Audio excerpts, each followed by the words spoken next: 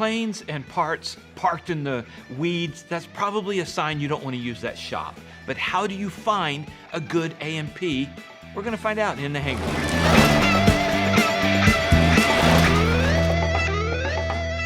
Hi, I'm Dan Milliken, and welcome to In the Hangar. You know, I was reading a social media post just the other day, and the poster talked about how he had dropped his plane off at a shop, and the shop said they would keep it in the hangar, and he only came back a few days later, and the plane was parked outside in the weeds, the cow was dropped in the grass, the parts were strewn everywhere, and he was asking the question, is that a sign I shouldn't probably be there? Well, the answer is yes. But John Efinger, thanks for coming on. John. Okay, Dan. You know, I tease you a lot about being OCD, but that's like an honor badge among A&Ps, isn't it?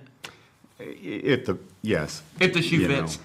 If the shoe fits. And if the shoe is exactly correct and everything else. So.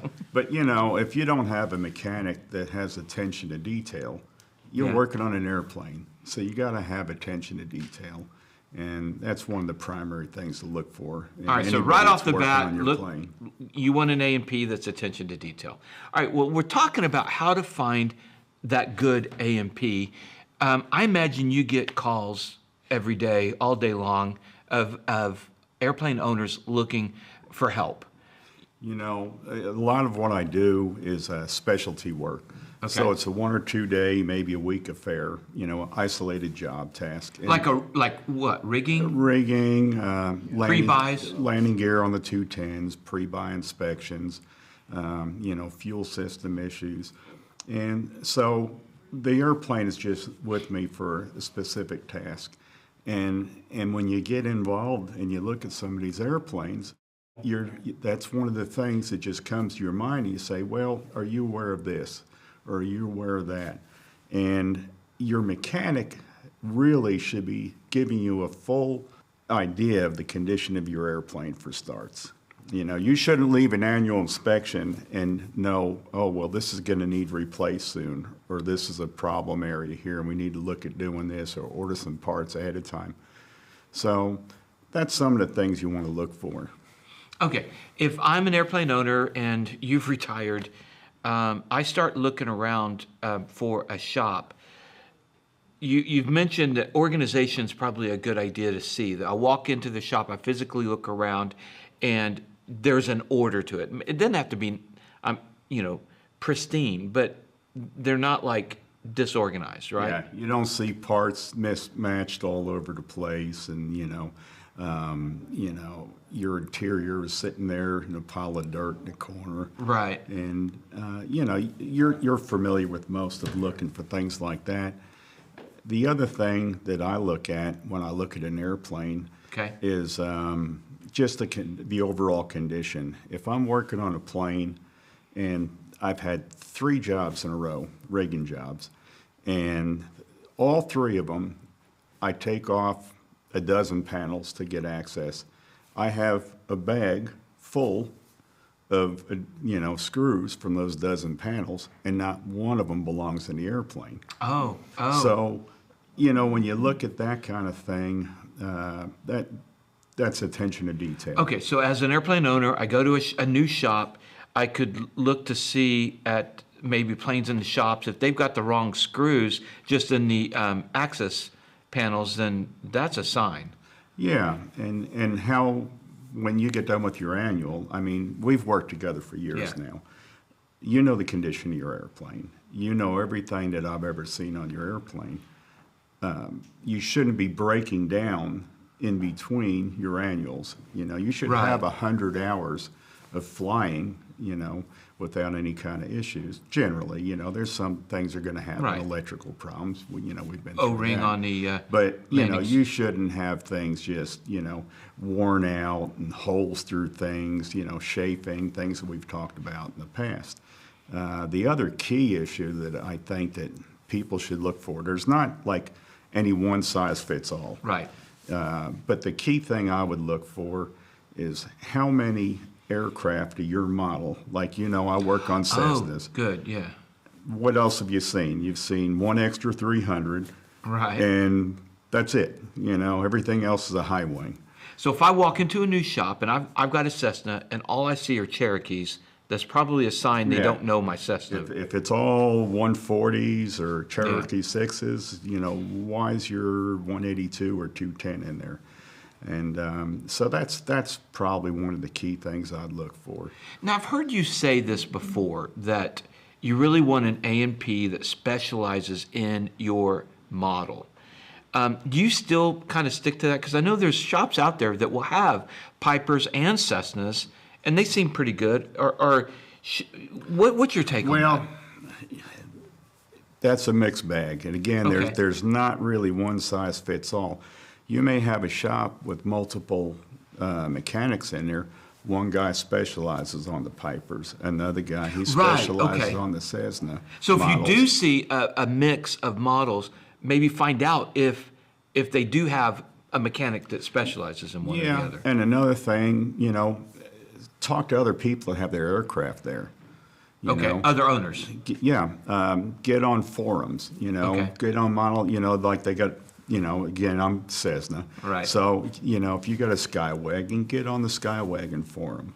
There's Cessna Owners Group, there's Cessna, Pilots Associations, get on these groups, and then that gives you a bigger area that you could cover by just putting it out there.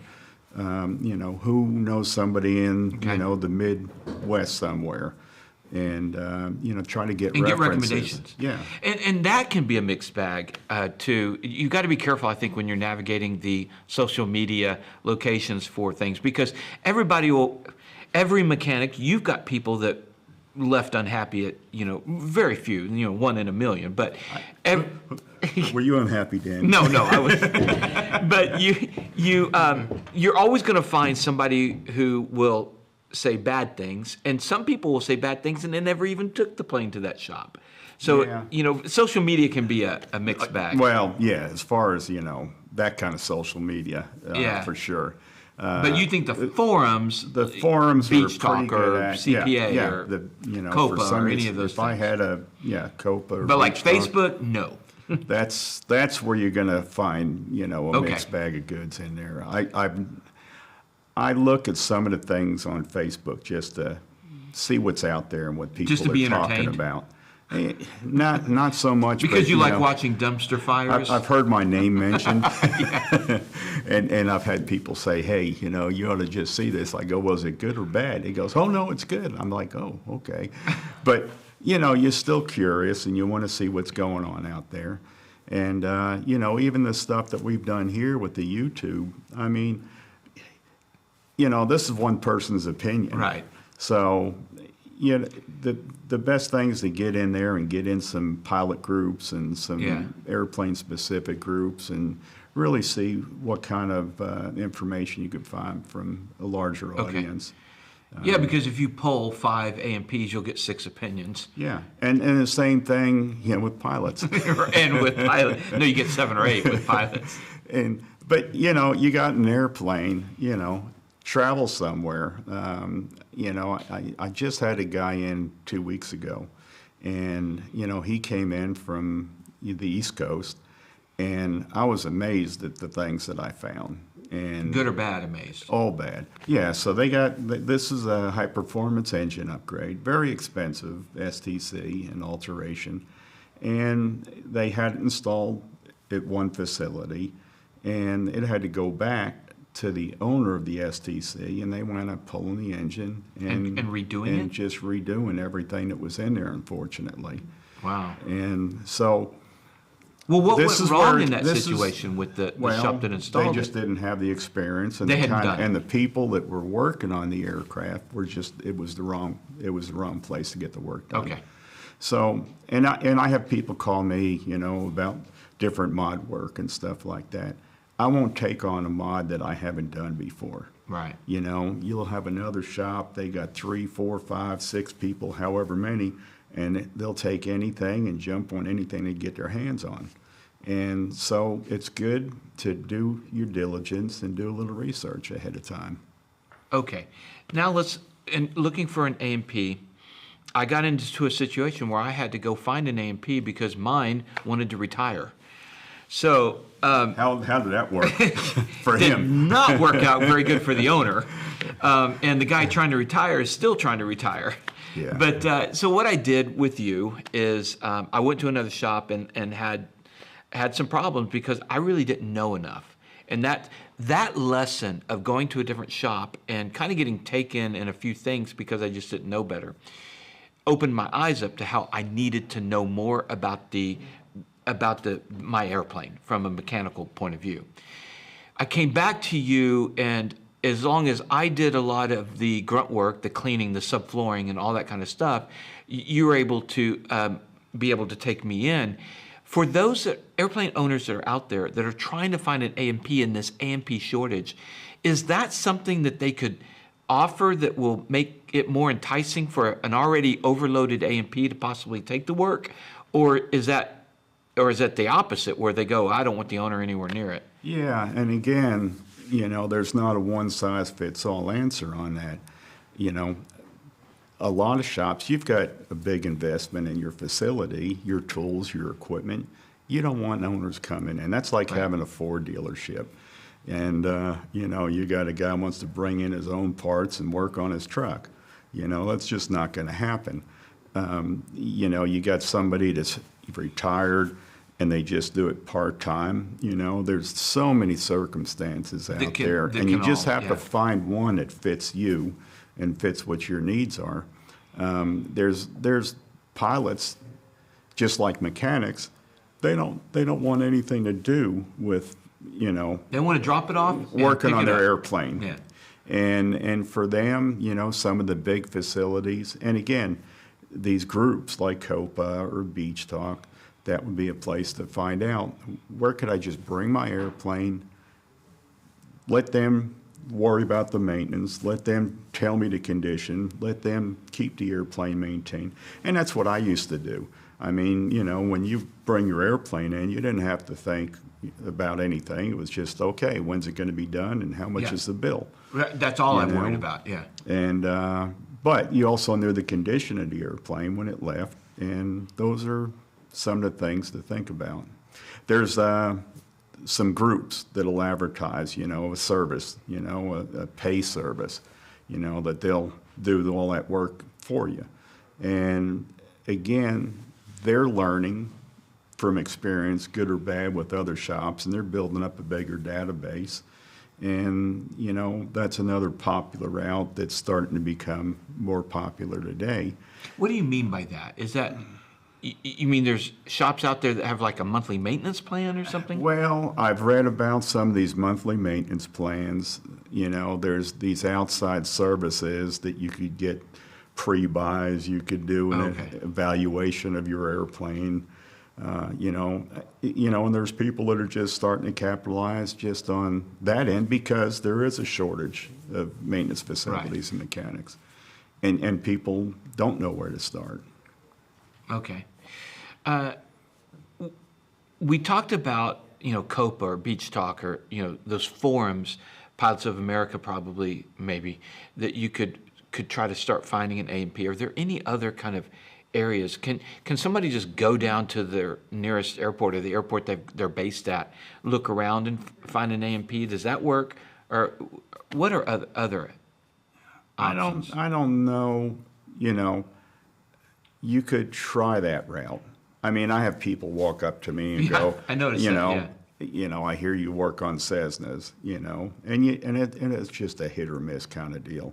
I don't know that you could necessarily have a long-term solution there. It just depends upon who's on that field. Again, you've got an airplane, and in my situation, I've got planes that come in from California, Jacksonville, Florida, Mexico, all parts of the country. And these are long-term, relationships that, built up over the years. Yeah, and, let's talk briefly about we've kind of talked around it, but the A&P shortage. The A&Ps are retiring. They're, leaving, and we don't have a lot of new people coming in because people that want to do this will go into the 121. Airlines, Yeah. sure. So And that's a big problem. This is a stepping stool. Well, I'll work GA, get a little bit of experience on my license, and it takes 1 to 2, which is one of the reasons I slowed things down like I did. It takes 1 2 years just to get a person to cover their wages, basically. And then once they get the experience, the airlines comes along, and there's a shortage. So you can't charge the rates that they pay in the airlines and general aviation, the big jet centers, and stuff like that. But, for a piston airplane, unless you're in a turbine class, that's pretty difficult to compete with. And that's another problem, and that's why there's another shortage. Do you think do you think the FAA will address this looming, it's going to be a big crisis here before too long. Is there some solutions in the FAA as far as maybe lightening up some of the certifications for AMPs, or do you think, what is a solution? No, I don't think the certification really will have much impact. I mean, because it takes a lot longer to be an AMP than it is to be a pilot. Yeah, and you make a lot less money. It's a 2-year plan for most of the full-time accredited schools, full time. Yeah, and you can get your pilots in six months. Right. So. And make more, commercial pilot may be more like 9 or 12 months, but still it's less than an A&P. Yeah, and a lot of these guys get the exposure from places like, the high schools. We've got a friend that working with the local high school with the EAA, and those are pretty good programs that are giving the young starting out individuals some exposure to aviation. And we recently had, I don't know if you know, Kevin Lacey passed away, and he had a club at Tango 31 Airport north of Dallas, and they've got 15 to 20-year-olds coming in from high school, and the whole thing is if you want to learn to fly, you have to learn from the toolbox into the cockpit. Yeah, that's a good program, Next to us, the Granbury High School, that's a great program too. It's basically a shop class that used to have when I was a kid. I went marine engine mechanics, Right. But if they'd offered to build an airplane, you would have been all over I'd that. have been all into that one. So we need to see more of that investment. And that's where you're going to get the next generation to kind of come out, more than any kind of regulation or rules or laxative rules. Okay, so to recap, the best way to find a good A&P is recommendations from people you know. That's the best way. Yeah, and then people who have actually experienced them. I wouldn't get recommendations from people who are hearing it on hearsay or something, but then the boards, the forums, the COPAs, the beach talks, the things like that. I wouldn't do Facebook as much as what you're saying. There you just have a lot of anonymous keyboard warriors who will will do crazy anything stuff. there. And then you can physically walk around the airport, look at shops, and get a good feel for, if they're a good fit or not. Talk to the mechanics. See when you go into a shop, look around, see what kind of planes they're working on. Meet the other owners. Talk with other owners, find out what their background is with the shop. Yeah, so talk to people that have actually been through. Get the testimonials from people. All right, so that's a good way to find a good A&P. And all right, well, hopefully, hopefully you will live forever, never retire, and I can keep bringing my plane to you. So, right? We'll go as long as we can here. All right. Well, John, I've learned so much, and I appreciate you. Reluctantly, I had to drag you into taking me under your wing for this stuff, but I've learned so much. And I enjoy doing that because it gives you a good idea of what's really involved. And I buy the lunch at the barbecue place, so that's always good. that's starting to catch up. All right. Well, John, thank you so much, and we'll see you around, I'm sure. We got to get that engine monitor put in there, and I got questions about that, by the way, but another time.